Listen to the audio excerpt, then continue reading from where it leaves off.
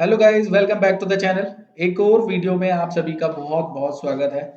और गाइस, जैसे कि आप सभी लोग जानते हैं कि मेरी हर वीडियो में मैं अपने जितने भी ट्रेडर्स हैं, जो मेरे फ्रेंड्स हैं और जो लोग मुझे सुनते हैं, मैं कोशिश करता हूं कि मैं उनको कुछ सलाह दूं कि वो ओवर ट्रेडिंग ना करें, अपना कैपिटल बचा के रखें, वो ट्रैप में ना फंसें। है ना, जितना मार्केट आजकल अनप्रडिक्टेबल हो रहा है, उस हिसाब से ये जज कर पाना या ये सोचना कि अगर आज मार्केट ने प्रॉफिट दिया है तो मार्केट कल भी प्रॉफिट देगा, ऐसा तो बिल्कुल भी आजकल मतलब सोच से बाहर होता जा रहा है ना। जैसे कि अभी आपने फ्राइडे को देखा, थर्सडे को मार्केट्स नेगेटिव सेंटीमेंट में क्लोज हुआ और फ्राइडे को गैप अप ओपन हुआ मार्केट, और उसके बाद फिर मार्केट ऊपर की तरफ ही मतलब बढ़ता चला गया, ऊपर की तरफ ही उसने मोमेंटम अपना बनाए रखा। और अच्छा खासा प्रॉफिट आप लोगों ने बनाया होगा, आई एम श्योर। चाहे कोई न्यू ट्रेडर्स हो या प्रोफेशनल ट्रेडर्स की तो बात ही अलग है, उन लोगों ने तो बनाया ही होगा, लेकिन न्यू ट्रेडर्स के लिए भी बहुत अच्छा एक अपॉर्चुनिटी थी फ्राइडे के दिन। क्योंकि अगर आप कहीं से भी ट्रेड ले रहे हैं, मतलब कई बार तो मार्केट ऐसा भी हो जाता है कि आप बस ट्रेड ले लो, है ना, कॉल ले लिया आपने, तो वो प्रॉफिट में रहेगा, मतलब आपको बहुत ज़्यादा टेक्निकल फॉलो करने की ज़रूरत नहीं होती, लेकिन ऐसा होता बहुत कम है। तो मेरी जो आज जो मैं आप सभी के सामने एक नई वीडियो में फिर से मैं बना रहा हूँ, वो उसका रीज़न ही यही है कि फ्राइडे की रैली को देख के आप ये ना समझे कि अब जो है मार्केट का ट्रेंड रिवर्स हो गया या मार्केट अब ऊपर की तरफ ही रैली करता रहेगा, है ना। क्योंकि मार्केट का जो सेंटीमेंट अभी भी नेगेटिव ही है, अभी भी बहुत ज़्यादा पॉजिटिव नहीं हुआ है। मतलब एक दिन बड़ी कैंडल बन गई, ग्रीन कैंडल, और उसके वजह से उससे हम अब यही सोचना शुरू कर दें कि अब मार्केट तो है अपना ट्रेंड रिवर्स कर दिया है, अब मार्केट बुलिश हो गया है, तो ये बहुत ज़्यादा गलत होगा, ये एक ट्रैप होगा जिसमें हमें नहीं फंसना है। ठीक है, मैं एक दो चार पॉइंट्स आपको बताता हूँ।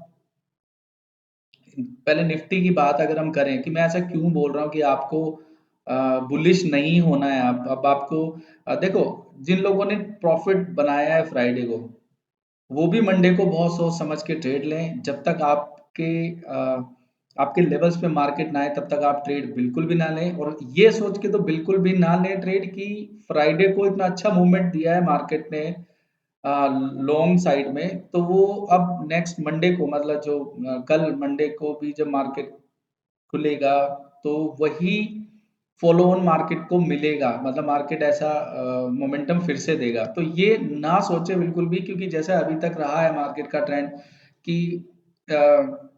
एक दिन पैसा कमाने का मौका देता है ट्रेडर्स को, और फिर उसके बाद 4-5 दिन तक घिसता रहता है, मतलब जितना आपने कमाया है उससे भी ज़्यादा आपका खत्म होने के चांसेस ज़्यादा रहते हैं। तो मेरी ये सलाह है कि जितने भी ट्रेडर्स हैं, स्पेशली न्यू ट्रेडर्स, मुझे बहुत उनका बड़ा ध्यान रहता है, मतलब दुख भी होता है कि एक दिन वो कमाते हैं पैसा और फिर उसके बाद वो गवाते हैं पैसा पूरे हफ्ते।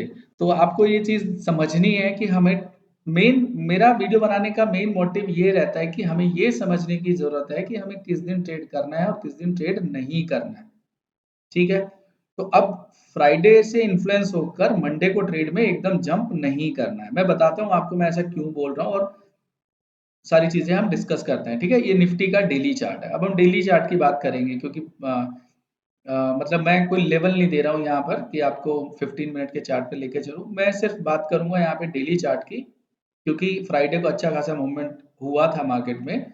तो अब हमें बहुत ही तरीके से चीज़ों को समझना समझना है, ताकि हम ना फँसें। ठीक है? मंडे को हम ना फँसें। अब देखो, पहले मैं कुछ ये लगाता हूँ 20 मूविंग एवरेज और 50 मूविंग एवरेज। अब आप ध्यान से देखो, निफ्टी अभी 20 मूविंग एवरेज से जो कि है 17,703, और निफ्टी ने क्लोजिंग दी है 17,500, मतलब आप समझ लो कि 17,600 पे मान लो।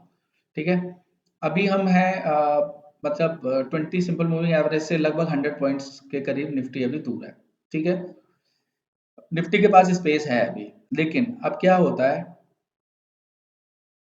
अब ये एक ट्रेंड लाइन अगर हम यहाँ से ड्रॉ करते हैं, ठीक है, तो अभी ये ट्रेंड लाइन भी थोड़ा सा दूर है, तो लगभग लगभग 100 पॉइंट के करीब दूर है ना? तो अभी जो रेजिस्टेंस, अभी जो इमीडिएट रेजिस्टेंस निफ्टी को मिल सकता है वो इस ट्रेंड लाइन का रेजिस्टेंस मिलेगा, और इसी ट्रेंड लाइन पर 20 सिंपल मूविंग एवरेज भी आ रहा है, मतलब कि 17,700 के आसपास ये एक रेजिस्टेंस रहने वाला है निफ्टी के लिए। ठीक है, तो अगर गैप अप, जैसे कि एसजीएक्स निफ्टी ऑलरेडी लगभग 98 पॉइंट्स, अगर मैं गलत नहीं हूं तो 98 पॉइंट्स प्लस में दिखा रहा है, तो गैप अप होने के चांसेस हैं बहुत ज्यादा। और अगर हम ये समझें कि जो पिछला रिकॉर्ड रहा है कि एसजीएफ निफ्टी अगर 100 पॉइंट प्लस में रहता है, तो निफ्टी 60-70 पॉइंट रहता है, तो उतना तो नहीं रहता है जितना एसजीएफ निफ्टी गैप अप दिखाता है या गैप डाउन दिखाता है। तो अगर हम ये मान के चलें कि निफ्टी अगर 60-70 पॉइंट गैप अप ओपन होता है यहाँ से लगभग 17,650, तो फिर निफ्टी के पास ऊपर जाने के लिए स्पेस कम होगा, कम रहेगा, क्योंकि 20 सिंपल मूविंग एवरेज है और ये ट्रेंड लाइन का रेजिस्टेंस भी मार्केट लेगा ही लेगा, क्योंकि किसी भी मूविंग एवरेज, कोई भी मूविंग एवरेज बहुत अच्छा सपोर्ट और बहुत अच्छे रेजिस्टेंस की तरह काम करता है ना? तो हमारे पास गैप अप होने, ओपन होने के बाद बहुत ज्यादा स्पेस नहीं बचेगा ऊपर मोमेंटम के लिए। ठीक है, ये अच्छी खासी जो ट्रेंड लाइन है ये रेजिस्टेंस करेगी, प्रोवाइड करेगी। ठीक है, दूसरी बात क्या है, एक चीज ये थी, दूसरी बात अगर हम फिब रिट्रेसमेंट का लेवल चेक करें तो आप सरप्राइज होंगे कि निफ्टी ने क्लोजिंग एग्जैक्टली दी है 6.61% जो होता है फिब रिट्रेसमेंट, एग्जैक्ट इसी पॉइंट पर आ रहा है ये, अगर आप देखें तो। ठीक है, तो अब इसके ऊपर जाना भी, क्योंकि ये बहुत इंपॉर्टेंट फिब लेवल होता है 0.618, इसके ऊपर खुल तो जरूर रहा है। अब सपोज करो मार्केट 50% ऊपर खुलता है, 50% अगर मैं मानूं यहाँ से, तो कितना होगा, लगभग लगभग 650 पॉइंट, उसके बाद आ जाएगा 50% का रिट्रेसमेंट का लेवल। हम इसे ड्रॉ ही कर लेते हैं ना, इसे ड्रॉ करके फिर रिट्रेसमेंट को हम हटा देते हैं। तो मार्केट ने क्लोजिंग जिस लेवल पे दी है वो 0.61% फिबोनाची का रिट्रेसमेंट लेवल, और ये है 50 पॉइंट, मैंने 50% भी ड्रॉ कर लिया। अब देखो आप,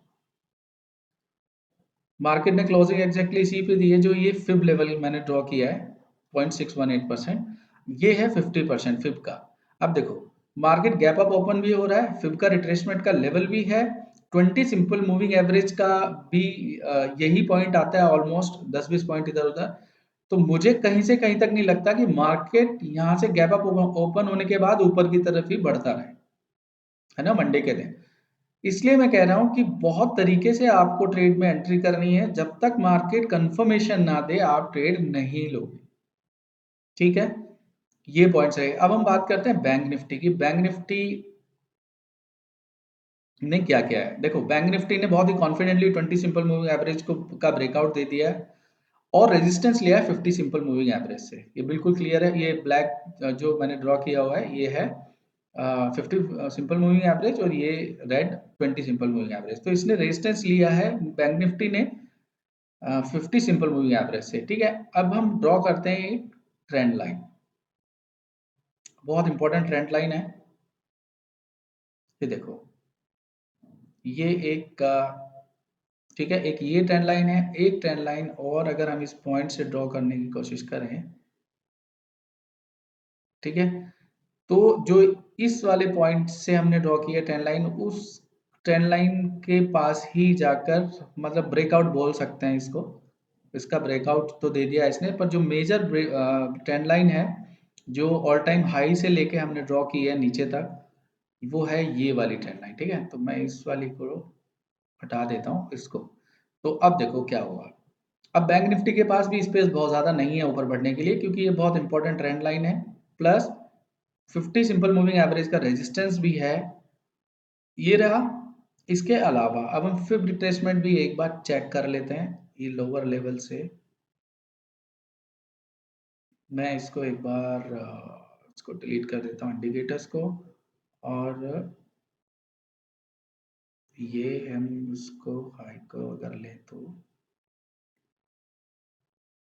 ये देखो, फिब रिट्रेसमेंट का जो 0.618% सॉरी 50% है, जो 0.5% है, ये लेवल भी बहुत ज़्यादा इंपॉर्टेंट है। मतलब ये इंपॉर्टेंट, पहले हम इसको ड्रॉ करते हैं, फिर मैं दिखाता हूँ इसकी इंपॉर्टेंस, क्या इंपॉर्टेंस है। ठीक है, इसको हमने मार्क कर दिया। ठीक है, फ्राइडे के दिन सबसे अच्छा जो बैंक निफ्टी, हालांकि निफ्टी से ज़्यादा स्ट्रेंथ बैंक निफ्टी में थी, क्योंकि ये एक जो बहुत ही मेजर रेजिस्टेंस की तरह भी काम करता है। लेवल फिफ्थ का 0.618% उसको कॉन्फिडेंटली ब्रेकआउट उसका दे दिया है। ठीक है, अब जो आता है फिफ्थ का 0.5% वाला जो लेवल है, वो भी बहुत ज़्यादा इम्पोर्टेंट है। उसी उसी से मतलब उसी के आसपास निफ्टी ने क्लोजिंग दिया है। ठीक है, तो अब हमारे पास ऊपर के लिए मैंने अभी आपको बताया ट्रेंड लाइन भी है, 50 सिंपल मूविंग एवरेज का भी रेजिस्टेंस है, और 50 जो क्लोजिंग दी है बैंक निफ्टी ने, वो 50 मतलब 0.5% वाला जो लेवल होता है फिफ्थ का, उसके आसपास उसने क्लोजिंग दी है। अब देखो, इस पूरे जो फॉल हुआ था, इस फॉल का अगर हम पूरा देखें एक बार, तो इसका यहाँ से लेके लो से लेके हाई तक 50% यही वो लाइन आती है। मतलब 50% बहुत होता है एक मोमेंटम का, या एक मूवमेंट का। 50% लेवल के करीब हमने क्लोजिंग दी है, बैंक निफ्टी ने जो क्लोजिंग दी है 50% पे क्लोजिंग दी है। ठीक है, तो अब इस 50% के ऊपर सस्टेन अगर करता है तब तो ठीक है, हम मान सकते हैं कि ट्रेंड चेंज हो गया है, या बुलिश जो है, अब मार्केट बुलिश हो गया, बैंक निफ्टी बुलिश हो गया है। ठीक है, तो मेरा ना ये सारी चीजें बताने का आपको एक ही मोटिव है कि अब निफ्टी और बैंक निफ्टी दोनों के लिए मंडे को अच्छे खासे रेजिस्टेंस के लेवल्स हैं, जिनसे पार पाना अभी आसान नहीं लग रहा है। बहुत इंपॉर्टेंट लेवल्स हैं।